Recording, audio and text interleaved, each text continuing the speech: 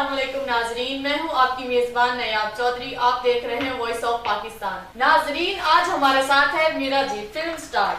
आज हम आपका उनसे इंटरव्यू करवाएंगे और बहुत ही मजे मजे की बातें होंगी। और सबसे मजे की बात ये है कि वो इंटरव्यू इंग्लिश में करेंगे। जी अस्सलामुअलैकुम मीरा जी। वालेकुम अस्सलाम। जी मीरा जी, कोरोना की वजह से आप करतीना में अमेरिका फंस गई थी, तो बहुत मुश्किल हुई आपको, तो कैसा गुजरा आपके वो दिन? आज मैं सुबह होटल में गई तो मैंने डेफ से कहा डेफ में बहरा व्हाट इज, मतलब क्या क्या है? लगता है आपकी इंग्लिश भी काफी वीकेंड है। तो यस मीरा जी। तो फिर डेफ ने कहा सम ऑल इज, मतलब सब कुछ है। यस मतलब सिर्फ आए। यस। तो बहरे ने कहा इज मतलब है। यस। तो फिर मैंने कहा लिया, फिर मेरा मुंह की वेखण दिया। जब मैंने 1 प्लेट्स खा ली तो मैंने उसको बुलाया और उससे पूछा एंड इज, मतलब इसका क्या मतलब है एंड इज? और है। तो आगे से कहता नो फिनिश। मतलब नहीं है। यस।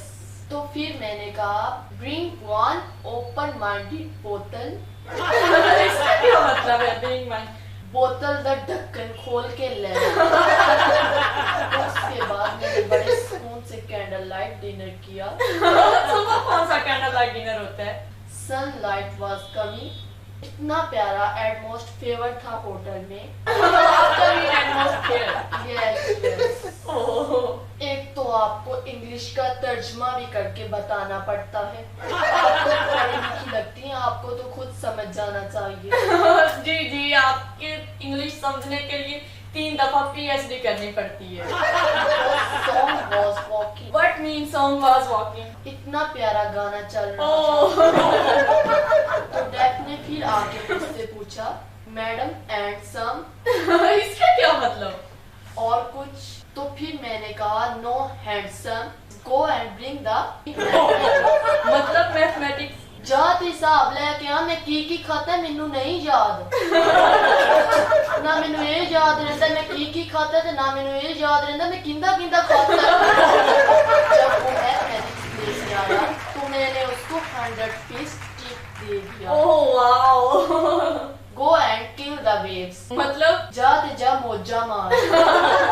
आपकी अंग्रेजी वो बहरे ही समझ सकते हैं। Don't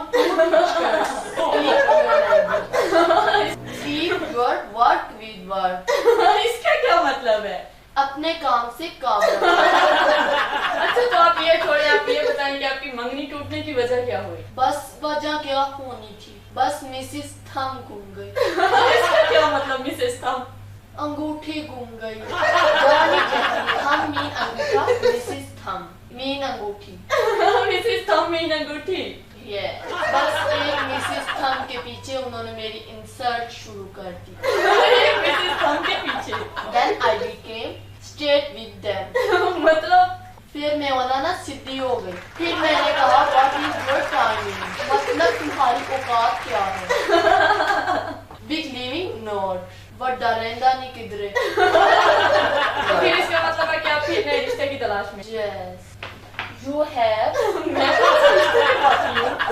thank you Meera ji, बहुत बहुत शुक्रिया आपका यहाँ आने के लिए हमारे साथ।